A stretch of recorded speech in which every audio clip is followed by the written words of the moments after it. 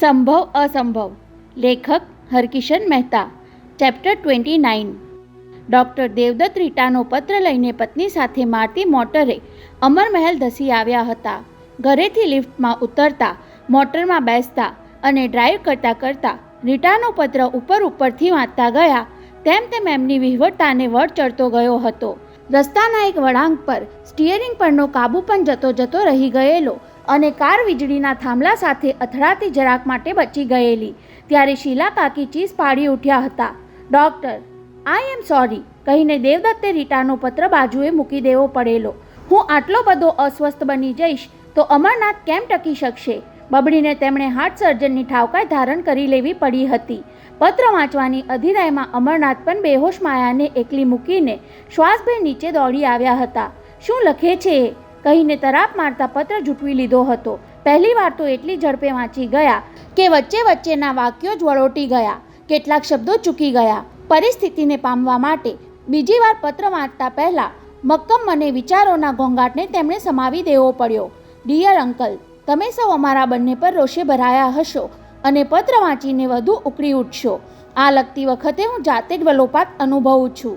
આ બધું શું કામ અને કેમ બન્યું એની ચોખવટ કરવાનો અત્યારે અવકાશ નથી, તેમ ઉચિત પણ નથી. આનંદ એકલો પડી ગયો હતો. એણે મારો સથવારો માંગ્યો અને મેં આપ્યો. ક્યાં જવું, શું કરવું એની કોઈ જ યોજના વગર એ ઘેર આવેલો. આપણે હમણાં જ મુંબઈ છોડી જઈએ છીએ, પહેરેલે કપડે, એણે કહ્યું અને મેં સ્વીકારી લીધું. દાદા તરફથી મળેલા 10,000 રૂપિયા સેફ ડિપોઝિટ વોલ્ટમાંથી લઈને જે આવેલો. અમે સીધા એરપોર્ટ પહોંચ્યા. 11:30ની ફ્લાઇટમાં 2 સીટ મળી ગઈ ત્યારે આનંદ એટલું જ બોલ્યો હતો. મારા આ નિર્ણયને વિધિનો પણ સાથ છે. કેટલી આસાનીથી ટિકિટ મળી ગઈ. ના, દિલ્હી રોકાવાનો ઈરાદો ન હતો. અમે જાણતા હતા કે રાત પડતા જ શોધખોળ શરૂ થઈ જવાની, એટલે દિલ્હી છોડતા અગાઉ 5 જ મિનિટ પહેલાં અમે બંને વારાફરતી ઘેર ફોન જોડ્યા હતા. આનંદ ઈચ્છતો ન હતો કે સર્ચ કરવા જતાં ઘરનો ઝઘડો જગજાહેર થઈ જાય. ફોન કરીને અમે સીધા હરદ્વાર રવાના થયા. આ રૂટ પણ આનંદે જ વિચારી રાખ્યો હતો. રીટા, આપણે એવા સ્થળે આલોપ થઈ જઈએ જ્યાં આપણને શોધવાનું મુંબઈવાળાને સૂઝે જ નહીં. નાસ્તિક આનંદ યાત્રાના સ્થળે જાય એવો કોઈને વિચાર જ ન આવે. હરદ્વારમાં યાત્રાળુઓની ભીડ વચ્ચે ખોવાઈ જવાનું તેને ગમ્યું, પણ એ કરતાં ઋષિકેશનું રમ્ય વાતાવરણ આનંદને વધુ આકર્ષી ગયું. એના મનની સ્થિતિ જેવી હતી કે 2-4 દિવસમાં ફરી સ્થળાંતર કરવાની બેચેની જાગી ઉઠી. હિમાલયના બરફાચ્છિત શિખરોને એકીટશે જોઈ રહેલા એ બોલી ઉઠ્યો. ચાલ રીટા, ત્યાં જઈએ. લોકો ભલે અહીં પરમાત્માને પામવા આવતા હોય, પણ આપણે તો પ્રકૃતિની નિકટતા માણવી છે. હિમાલય મને સાથ પાડીને બોલાવે છે. અમે બદ્રીનાથ પહોંચ્યા. કોઈ પણ જાતના પ્લાનિંગ વગરના આ પ્રવાસમાં મને જુદો જ આનંદ જોવા મળ્યો. પોશાકની બહુ પરવા નહીં, ખાવા પીવામાં કોઈ ફરિયાદ નહીં. પોતે નાસ્તિક હોવા છતાં બીજાની શ્રદ્ધાની અવગણના કરે નહીં. અભણ કે ગરીબ પ્રત્યે ઉપેક્ષા દાખવે નહીં. કોઈ અમને પતિ પત્ની માની લે તોય હસી લે. કોઈ બે પ્રેમી જેવા ગણે તો પણ મલકી પડે. આ માટે એક જ વાર તેણે ટકોર કરેલી. રીટા, કોણ કોનું શું છે એની માણસને પોતાને ક્યાં સાચી સમજ હોય છે.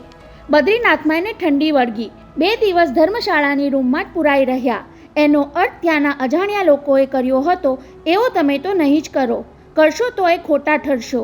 આનંદના મનની અવસ્થા માટે વૈરાગ્ય શબ્દ તો નહીં વાપરું, પણ સ્ત્રી પુરુષના એ પ્રકારના સંબંધ પ્રત્યે એને અભાવ જાગ્યો હતો. હિમાચ્છાદિત પર્વતમાળા પ્રત્યેનો એનો અનુરાગ વધવા લાગ્યો. બદ્રીનાથમાં 4 દિવસ પૂરા કરી અમે પાછા ફર્યા અને કેદારનાથના પંથે વળ્યા. ધીમે ધીમે આનંદ ઓછા બોલો થતો ગયો. મને એણે પહેલેથી જ કહી રાખ્યું હતું, મુંબઈવાળાને યાદ નહીં કરવાના, ત્યાંની કોઈ ચર્ચા જ નહીં ઉચ્ચારવાની. હું એનો જખમ જાણતી હતી અને એવું માનતી રહી કે પરિભ્રમણથી એના જખમને થોડી રૂજ આવશે. અંદર ખાનેથી એનું હૃદય તૂટી જતું હતું. અબોલ રહીને એ જાત સાથે ઝઘડતો હતો. પ્રકૃતિનું સૌંદર્ય પીતા પીતા મનની પીડાના ઘૂંટરાએ પી લેતો હતો. હું ક્યારેક પૂછી લેતી, વારંવાર ક્યાં ખોવાઈ જાય છે આનંદ? એ દર્દભર્યું મલકીને કહેતો, ખોવાઈ જવું કેટલું મુશ્કેલ છે એનો અનુભવ કરું છું રીટા. જ્યાં જાય ત્યાં માણસ કાંઈક શોધતો હોય છે. આ ખોજ એ જ ખોવાઈ જવાનું બહાનું બની જાય છે. પરંતુ આ બધી માહિતી આપવા તમને પત્ર નથી લખ્યો. આવું લખવાની કદાચ જરૂર પણ ન હતી, છતાં લખું છું. કારણ કે આનંદને આપણે ગુમાવી રહ્યા છીએ. અત્યાર સુધી તમે એને ગુમાવી બેઠાની વેદના વાગોળતા હશો, પણ હવે આટલી નિકટતા પછી હું એ આનંદને ખોઈ બેસવાનું મહેસૂસ કરવા લાગી છું. એ કોઈનો થવા નથી માંગતો અને કોઈનો રહેવા નથી માંગતો. હૃદયથી એ જીવી લેવા માંગતો હતો, પણ હૃદય જ હવે તેને જીવાડવા નથી માંગતું. કેદારનાથે તેનું હૈયું જકડી લીધું. કદી નહીં જોયેલો ઉલ્લાસ તેનામાં જાગ્યો. પર્વત પર બિછાવેલી બરફની શ્વેત ચાદર જોઈને થનગની ઉઠતો. રીટા, ચાલને આપણે ત્યાં જઈએ. કેટલું અલૌકિક અને આહલાદક છે આ બધું. પણ થોડું ચડતા જે હાંફી જતો. હૃદયમાં પીડા ઉપડતી. અધવચ્ચે જ બેસીને શિખરો જોયા કરતો. આનંદની આંખોમાં પહેલીવાર મને આંસુ જોવા મળ્યા. ત્યારે જ મને સમજાયું કે જાણીએ અજાણીએ હું આનંદને તમારા બધાથી બહુ દૂર લઈ આવી હતી. હૃદયનો દુખાવો એ મારાથી છાનો રાખતો હતો, પણ એ ક્યાં સુધી છુપાવી શકાય? એકવાર બળજબરીથી હું અહીંના ડૉક્ટરને લઈ આવી. તપાસવા દેવાની એની ઈચ્છા ન હતી, પણ વિરોધ કરવા જેટલી શક્તિએ રહી ન હતી. ડૉક્ટરના ચહેરા પર ચિંતા જોઈને હું તો પામી ગઈ હતી. આને જલ્દી ઘેર લઈ જાઓ. એ શબ્દો પણ મને પોકળ લાગ્યા. ઘર શબ્દ સાંભળીને આનંદ ભડક્યો હતો. નહીં રીટા, ભલે બધું જ અહીં સમાપ્ત થઈ જાય, ક્યાંય જવાનો કશો જ અર્થ નથી. અહીં હિમાલયના ખોળામાં પોઢી જવા જેવું સુખ બીજે ક્યાંય નહીં સાંપડે. મારી આંખો છલકાઈ આવી. એ જોઈને હસ્યો. અરે રીટા, તું હિંમતવાન છો એટલે તો મેં તારો સથવારો લીધો.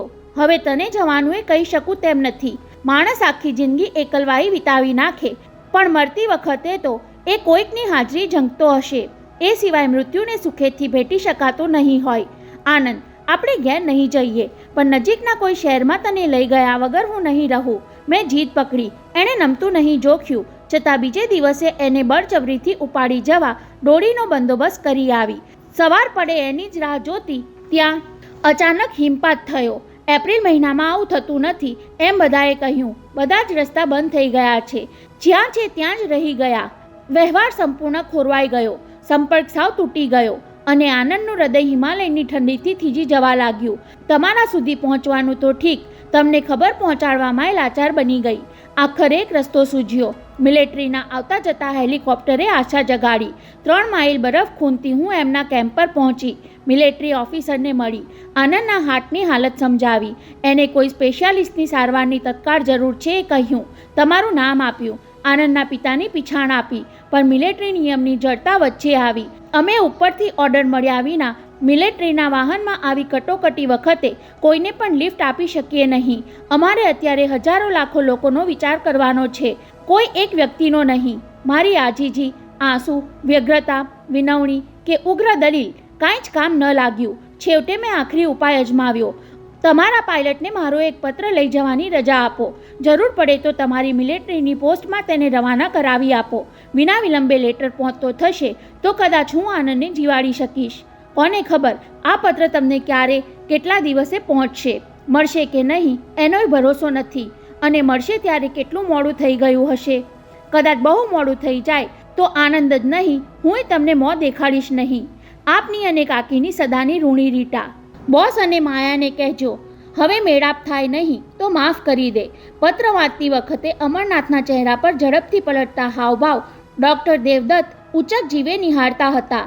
એમની પીડા મનોમન પોતે મહેસૂસ કરતા રહ્યા હતા. એનું પિતૃ હૃદય હમણાં જ ફાટી પડશે. આંખો છલોછલ થઈ જશે અને વાતાવરણ ગમગીનીથી ભીંજાઈ જશે.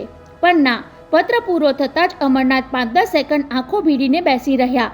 આઘાત પચાવી જવાની પ્રક્રિયામાંથી પસાર થઈ ગયા પછી પત્રના 8-10 વાક્યો ફરી વાંચી ગયા. કાગળના મથાળે ટાંકેલી તારીખ સાથે પોતાની કાંડા ઘડિયાળની તારીખ મેળવી જોઈ. રીટાએ 3જીએ લેટર લખ્યો હતો અને આજે 6ઠ્ઠી થઈ. પૂરા 3 દિવસ વીતી ગયા. કોને ખબર આનંદની હાલત કેટલી હદે બગડી ચૂકી હશે. નહીં અમરનાથ, મને શ્રદ્ધા છે કે આપણે બહુ મોડા નહીં પડીએ. ડૉક્ટરે હિંમત આપી. બસ એકવાર એ આપણા સુધી પહોંચી જાય. નહીં દેવદત્ત, આપણે એના સુધી પહોંચવું પડશે. કહેતાય સફાળા ઊભા થયા. મારી ઇન્ડિયા સ્ટીમ કંપનીએ ભારત પાક યુદ્ધ વખતે સરકાર અને લશ્કરની પૂરતી સેવા કરી છે. બોલતા બોલતા એ ટેલિફોન પાસે પહોંચ્યા. નંબરની ડાયરીના પાના ફેરવ્યા. ડાયલ ગુમાવ્યું. 3-4 પ્રયાસ કર્યા છતાં દિલ્હીનો ફોન લાગ્યો નહીં. ત્યારે હતાશ થવાને બદલે વધુ જુસ્સાથી આંકડા ગુમાવતા રહ્યા. એમની આંખો અચાનક ચમકી એટલે ડૉક્ટર સમજી ગયા કે નંબર જોડાઈ ગયો હતો. Put me to colonel Kuldeepsinh, આત્મવિશ્વાસના રણકા સાથે કહ્યું. I am Amarnath of India steam, Bombay.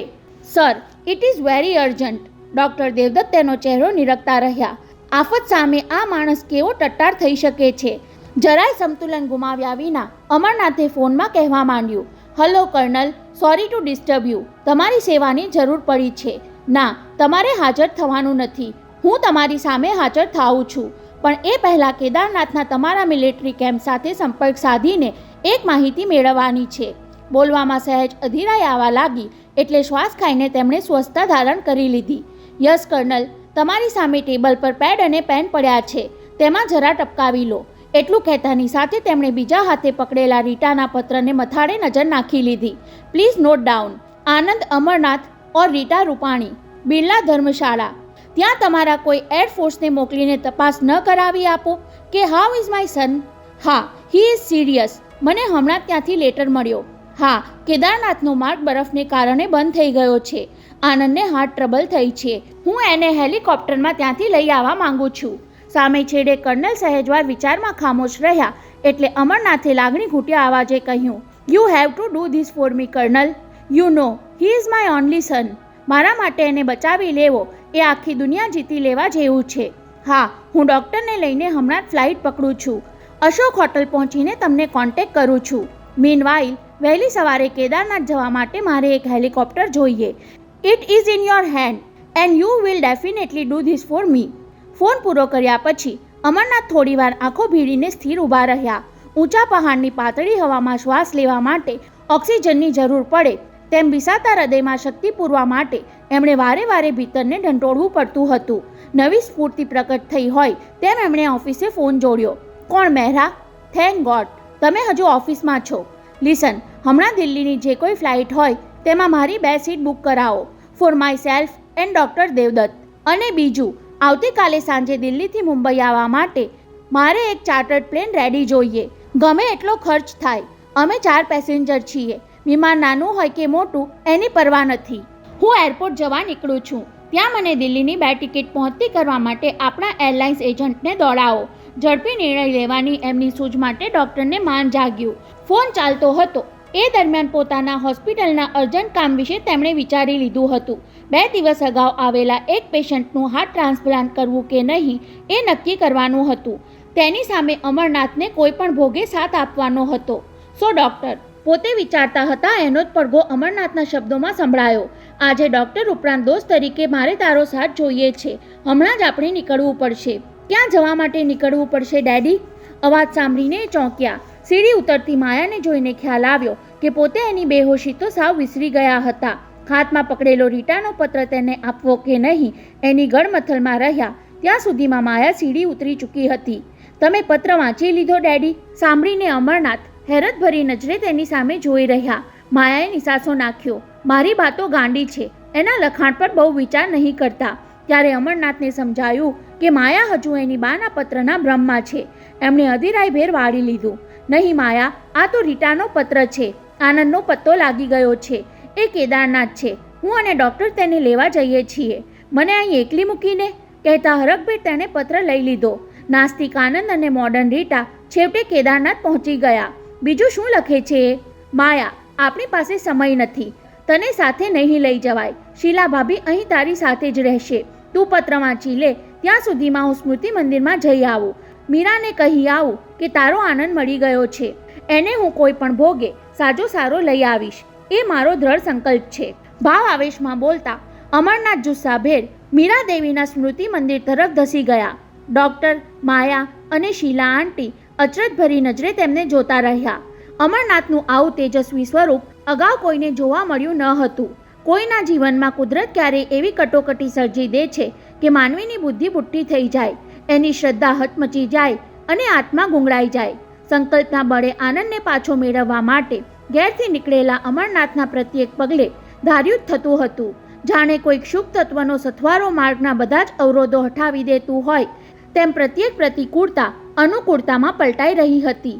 Delhi પહોંચતા જ કર્નલ કુલદીપસિંહે ખબર આપ્યા, રીટા દેવી સાથે મારે સંપર્ક થઈ ગયો. વાયરલેસ દ્વારા અમારા કેમ્પ તરફથી પૂરી માહિતી મળી ગઈ. આનંદની હાલતના શું સમાચાર આપ્યા રીટાએ? આ સવાલ પૂછતી વખતે અમરનાથ થથરી ઉઠ્યા હતા. જાણે એનો જવાબ પોતે જીરવી નહીં શકે એવી દહેશત જાગી હતી. મિસ્ટર આનંદની તબિયત એવી ને એવી જ રહી છે. વધુ બગાડો થયો નથી, કહેતા કર્નલ થોડું અટક્યા હતા. પણ રીટા દેવીના સંદેશામાં સૌથી મોટી રાહત તો એ હતી કે તમે ડૉક્ટર સાથે આનંદને લઈ જવા આવો છો એટલે બધું સુખેથી પાર પડશે. લેટ અસ હોપ કહીને અમરનાથ અને દેવદત્તે કલાકમાં દિલ્હી છોડ્યું. આખી રાત પૂરઝડપે દોડતી પ્રાઇવેટ ટેક્સીએ સવાર પડતા જ એમને ઉત્તરકાશી પહોંચાડી દીધા હતા. રસ્તામાં ડૉક્ટરે ઊંઘ કાઢી લીધી, પણ અમરનાથે તો આનંદના વિચારમાં આખી રાત વિતાવી હતી. મોટરના વેગની જેમ મનનો આવેગ પણ એટલો પ્રચંડ હતો કે જાણે મૃત્યુને રોકવા માટે જીવન ધસમસી જતું હોય. ગરગરાટી સાથે ફરતા પંખાએ હેલિકોપ્ટરને ઉત્તરકાશીની ભૂમિ પરથી ઊંચક્યું ત્યારે અમરનાથે મહેસૂસ કર્યું હતું કે જાણે કૃષ્ણનું સુદર્શન ચક્ર આનંદ પર તોડાતા મૃત્યુનો વધ કરવા ધસી રહ્યું છે. પાયલટે પણ એમનો જુસ્સો વધાર્યો. સર, 5 દિવસમાં પહેલીવાર હવામાન આટલું ક્લિયર થયું. We are lucky. 2.5 કલાકના એ ઉડ્ડયનમાં સવારના સૂર્યકિરણોથી ચમકતા હિમાલયના શ્વેત શિખરોએ અમરનાથને જીવનના પ્રતીક સમાન લાગ્યા હતા. પિતા જેવા આ પર્વતના ખોળે આશરો લેનાર આનંદને મૃત્યુનો હાથ આંબી જ કેમ શકે? તેના જીવનના દેવદૂત જેવા ડૉક્ટર દેવદત્ત સાથે હોય પછી મૃત્યુ જીતી જ કેમ શકે? પ્રત્યેક અનુકૂળતાનું અવલંબન લઈને અમરનાથ એમના આત્મવિશ્વાસને દ્રઢ રાખવા મથતા હતા. વારંવાર ડૉક્ટર દેવદત્તને સીધી યા આડકતરી રીતે અચૂક પૂછી લેતા, તને શું લાગે છે દેવદત્ત, આપણા આનંદનું હાર્ટ કેટલું ડેમેજ થયું હશે? જેટલું આપણું નસીબ ડેમેજ થશે એટલું. નસીબ? હેલિકોપ્ટરના પાયલટે લકનો હવાલો આપ્યો હતો અને પોતે નસીબ ઉપરાંત શેના પર આટલા બધા મુસ્તાક હતા? પુત્ર પ્રેમ, પોતાનો દ્રઢ સંકલ્પ કે પછી માયામાં રહેલા મીરાના આત્મા પર? એટલીસ્ટ આપણે પહોંચી ગયા. પાયલટના એ 5 જ શબ્દોએ અમરનાથના પ્રાણમાં અજબ શક્તિ પ્રગટાવી. દૂરબીનમાં દેખાતા મિલિટરી કેમ્પના ટપકા હિમાલયના નાના મોટા શિખરો કરતાંય વધુ આકર્ષક લાગ્યા. આનંદના મેળાપ માટેનો થનગનાટ જ્વાળામુખી પહાડના લાવારસની જેમ એમના પિતૃ હૃદયમાં ખળભળી ઉઠ્યો. હવે રીટા દૂરબીન વિના નરી આંખે દેખાવા લાગી. આવેશમાં બંને હાથ ઊંચા કરી એવી રીતે આકાર આપતી હતી કે જાણે આખા હેલિકોપ્ટરને બાદ ભીડી લેવા માંગતી હોય. તેને જોઈને અમરનાથના જડબાના સ્નાયુ સહેજ તંગ થયા, પણ તરત જ પોતાના અણગમા પર લગામ ચડાવી દીધી. ના, એને કોઈ ઠપકો આપવો નથી, જરાય કડવાશ દેખાડવી નથી. ધીમે ધીમે ઉતરતું હેલિકોપ્ટર જમીન પર સ્થિર થાય ત્યાં સુધીના વિલંબે અમરનાથને અકળાવી મૂક્યા. આખી સફરમાં સ્વસ્થ રહેલા ડૉક્ટર દેવદત્ત સચેત બની ગયા. હવે પોતાની જવાબદારી શરૂ થવાની. ક્યાં છે આનંદ? હેલિકોપ્ટરની ઘરઘરાટી વચ્ચે ઊંચા અવાજે અમરનાથે રીટાને પૂછ્યું. ત્યારે શબ્દો સંભળાયા ન હોવા છતાં ચહેરાના ચિંતાતુર ભાવથી જ સમજી ગયેલી રીટાએ નજીકના બેઠા ઘાટની મિલિટરી ડિસ્પેન્સરી તરફ આંગળી ચીંધી. બોસે પોતાની સામે જોયું નહીં એ રીટા સમજી ગઈ, પણ અંકલે તેને વાત્સલ્ય ભાવે છાતી સરસી ચાપી દીધી ત્યારે એની આંખો ઉભરાઈ આવી. મને હતું જ કે પત્ર મળતાની સાથે તમે બંને આવી પહોંચશો. આગળ બોલવાનું સૂઝ્યું નહીં એટલે ડૉક્ટરની બેગ ઊંચકી લઈ એમને અમરનાથની પાછળ ખેંચી ગઈ. શરીર વિંધી નાખે એવો સુસવાટા મારતો પવન ઝીલતા 3 જણા 4 બેડની કામચલાઉ મિલિટરી હોસ્પિટલમાં પ્રવેશ્યા. બહારની સરખામણીમાં અંદર હુંફાળું હવામાન હતું. બંનેની આગળ થઈને રીટા આનંદને ખબર આપવા જતી હતી ત્યાં અમરનાથે એને ઈશારતથી રોકી. આંખો મીચીને કોટ પર સૂતેલા આનંદની નજીક સૌ પ્રથમ પોતે જ ધીમા પગલે પહોંચ્યા. ખભા સુધી ઓઢીને પડેલા આનંદનું નિસ્તેજ મુખ જોતાં જ પિતાનું હૃદય હચમચી ઉઠ્યું. એનો ચીમડાયેલો ચહેરો ભાંગી ચૂકેલા હૃદયની ચોખ્ખી ચાડી ખાતો હતો. અહીં પહોંચતા સુધીમાં કેટલી વાર કલ્પનામાં આનંદને બાટમાં ભીડી દેવાના દ્રશ્યો વાગોળ્યા હતા અને હવે એ પ્રત્યક્ષ છે ત્યારે પોતાના હાથ ઊંચા પણ થઈ શકતા નથી. અમરનાથ સમજી ગયા હતા કે આનંદ ખરેખર ઊંઘતો નથી. પોતાના આગમન સામે એણે આંખ મીચી દીધી છે. કેવો કરુણાજનક મેળાપ હતો એ! પડે પડે પુત્રને જંગતા રહ્યા પછી આટલી બધી પળો સુધી પોતે સ્થિત પ્રજ્ઞની જેમ ઊભા તેને જોઈ જ રહ્યા છે. આનંદ છેલ્લું પગલું ભરીને ગળગળા સાદે બોલ્યા, પણ તેનો કોઈ જ પ્રભાવ પડ્યો નહીં. ત્યારે ધ્રુજતો હાથ એમણે આનંદના કપાળે મૂક્યો. ગુડ મોર્નિંગ આનંદ. સ્પર્શ અને સ્વરની બેવડી અસરના આંચકાથી આનંદની પાપણો ફરકી, મુખની રેખા થથરી. માત્ર આટલા જ પડઘાએ પિતાના હૃદયને ગદગદ કરી મૂક્યું. વેરી ગુડ મોર્નિંગ સન. વર્ષોથી રોજ સવારે 9 વાગ્યે આનંદના ગુડ મોર્નિંગના જવાબમાં પોતે એ શબ્દો ઉચ્ચારતા હતા અને આનંદે ધીમે ધીમે પોપચા ઊંચક્યા. તેની ઊંડી ઉતરી ગયેલી કીકીઓમાં સામે ઊભેલા પિતાની આકૃતિ ઝીલાઈ ખરી, પણ લાગણીનો કોઈ ચમકારો અમરનાથને જોવા મળ્યો નહીં. ડૉક્ટર અંકલ પણ આવ્યા છે આનંદ, એમને કઠણ હૈયે કહેવું પડ્યું. અમે તને લેવા આવ્યા છીએ. દેવદત્ત તેની રાહ જોતા હોય તેમ આનંદના બિછાના પાસે આવીને ડૉક્ટરની ગંભીરતાથી તપાસવા લાગ્યા. ઘણીવાર સુધી આનંદે એક હરફ ઉચ્ચાર્યો નહીં. ત્યારે અમરનાથની વિહવળતા વધી ગઈ. એણે આવો ભલે ન કહ્યું, પણ શું કામ આવ્યા એવો રોષ કેમ પ્રકટ ન કર્યો? ડૉક્ટરે ઇન્જેક્શન આપ્યું ત્યાં સુધી ધીરજ રાખ્યા પછી અમરનાથ પૂછ્યા વગર રહી શક્યા નહીં. શું લાગે છે દેવદત્ત? પણ એમણે જવાબ આપવાને બદલે સામે ઊભેલા મિલિટરીના મેડિકલ ઓફિસર સાથે તબીબી ભાષામાં ચર્ચા કરવા માંડી. આનંદ ફરી આંખો ભીડી દઈને ભાંગેલા હૃદયે હાંફતો પડ્યો હતો. અકળામણ અસહ્ય બની ગઈ ત્યારે ઊંચા અવાજે અમરનાથે બંને ડૉક્ટરની મસલતમાં ભંગાણ પાડ્યું. મને કોઈ કહો તો ખરા, આનંદની તબિયત કેટલી સિરિયસ છે? તેના એ ઉગ્ર સ્વરૂપથી ડગાઈ જઈને બંને ડૉક્ટરો સ્તબ્ધ થઈ ગયા. કાંઈક જવાબ ન આપી શક્યા. તબિયત ઘણી સિરિયસ છે ડેડી, આનંદે આંખો ઉઘાડ્યા વગર દર્દીલા અવાજે સંભળાવ્યું. તમે કોઈ મારા મૃત્યુને આગું નહીં ઠેલી શકો. એમ નહીં બોલ આનંદ. અમરનાથે અત્યાર સુધી ટકાવી રાખેલો સંયમ સરી પડ્યો. રુદનની ધ્રુજારી સાથે બોલી ગયા. મૃત્યુને આગું તો ઠેલી શકાતું નથી દીકરા, પણ હું એને વહેલું આવતું રોકવા માંગુ છું. બોલતા બોલતા પુત્રના ચહેરા પર અમરનાથે પોતાનું મુખ ચાપી દીધું. પિતાના હૃદયમાં ઉકળતી પીડાથી ધગી ગયેલા આંસુએ આનંદનો ચહેરો ભીંજાવી દીધો. ક્યાંય સુધી સુનમુન હાલતમાં એ બેસી રહ્યા. એમનો ઉભરો ઠલવાય ત્યાં સુધીમાં ડૉક્ટર અને રીટાએ આનંદને હેલિકોપ્ટરમાં લઈ જવાની બધી વ્યવસ્થા ચકાસી લીધી. ઘણી વારે રીટા પૂછવાની હિંમત કરી શકી, અંકલ શું લાગે છે તમને? બંને બાજુ જોખમ છે અહીં વધુ વાર રાખવામાં અને કઠિન સફર ખેડીને તેને અહીંથી લઈ જવામાં. આપણે તો માત્ર પુરુષાર્થ જ કરવાનો છે અને પરિણામ. બોલતા બોલતા હિમાચ્છાદિત શિખર તરફ નજર ઊંચકીને ઉમેર્યું, એ તો એના હાથમાં છે. સાંભળતા જ રીટાએ બંને હાથમાં પોતાનું મોં ઢાંકી દીધું. કારના 2 હાથ જેવા ઘડિયાળના કાંટા 40 કલાકનો ચક્રાઓ લઈ ચૂક્યા હતા. ચાર્ટર્ડ વિમાન સાન્તાક્રુઝ એરપોર્ટ પર લેન્ડ થતાં જ આનંદને એમ્બ્યુલન્સમાં સીધા જસલોક હોસ્પિટલમાં લઈ આવ્યા નહીં 4-5 કલાક વીતી ગયા હતા. અમરનાથે માન્યું હતું કે માયાનો મેળાપ થતાં આનંદનું મૌન તૂટશે, એ કાંઈ બોલશે, પણ આત્મીયતા વિના લુખ્ખા સ્મિત સિવાય બીજું કાંઈ જ આનંદે આપ્યું ન હતું. કેદારનાથની હેલિકોપ્ટર પછી દિલ્હી સુધી એર કન્ડિશન કાર, પાલમ એરપોર્ટથી ચાર્ટર્ડ વિમાન અને છેલ્લે હોસ્પિટલની એમ્બ્યુલન્સ. જાણે વાહનો બદલીને મૃત્યુની મંજિલે પહોંચવાનો પ્રવાસ હોય એટલો બધો નિર્લેપે બની ગયો હતો. ડૉક્ટર દેવદત્તે તાબડતોબ બોલાવેલા શહેરના સર્વશ્રેષ્ઠ હાર્ટ સ્પેશિયાલિસ્ટોની કોન્ફરન્સ વચ્ચે એ તો સ્થિત પ્રજ્ઞ જ રહ્યો હતો. એની ખામોશીમાંથી એક જ પડઘો સંભળાતો હતો, તમે કોઈ મારા મૃત્યુને આગું નહીં ઠેલી શકો. 7 મહિનાની 2 જીવવાળી માયાને વસમું ન લાગે એટલા ખાતર દવાના ડોઝથી હોસ્પિટલમાં ચૂંઘાડી દીધી હતી. મામા મામી એનું ધ્યાન રાખતા ઉચ્ચક જીવે બેઠા હતા. રીટા સામે અમરનાથે હજુ અબોલા જાળવી રાખ્યા હતા. ઇન્સેન્ટિવ કેર યુનિટના ખંડમાં કલાકોથી ચાલતી ચર્ચામાં એ હાજર રહેવા માંગતા હતા, પણ ડૉક્ટર દેવદત્તે સોરી કહીને એમની રિક્વેસ્ટ નકારી કાઢી હતી. ત્યારે જ એમના મનોબળ પર પહેલો ફટકો પડી ચૂક્યો હતો. નક્કી કેસ હાથ બહાર નીકળી ગયો હોવો જોઈએ. દર 2-5 મિનિટે ઇન્સેન્ટિવ કેરના ખંડ પાસે જઈ દરવાજે લટકતું નો એડમિશનનું પાટિયું વાંચીને હતાશયે પાછા ફરી જતા. ક્યારેક આશ્વાસન લેતા કે મૃત્યુના દૂત માટે પણ આ ખંડમાં નો એડમિશન છે. આખરે બારણા ઉઘડ્યા. વાતો કરતા બહાર નીકળેલા ડૉક્ટરોના ચહેરા પરથી કાંઈક વાંચી લેવાનો મિથ્યા પ્રયાસ કર્યો. એ બધા જ એમને સુપ્રીમ કોર્ટની બેન્ચના ન્યાયાધીશો જેવા નિર્લેપ લાગ્યા. મૃત્યુદંડના ચુકાદા આપી શકે એવા કઠોર.